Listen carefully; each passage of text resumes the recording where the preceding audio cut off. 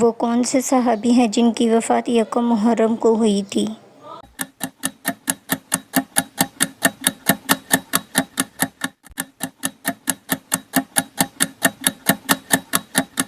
درست جواب ہے حضرت عمر رضی اللہ تعالیٰ عنہ۔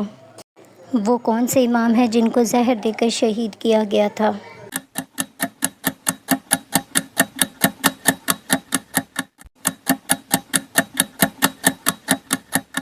صحیح جواب ہے امام حسن علیہ السلام۔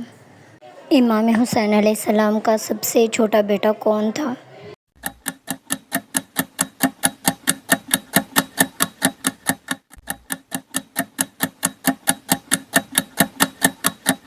درست جواب ہے شہزادہ علی اصغر۔ دنیا میں سب سے زیادہ لیے جانے والا نام کون سا ہے؟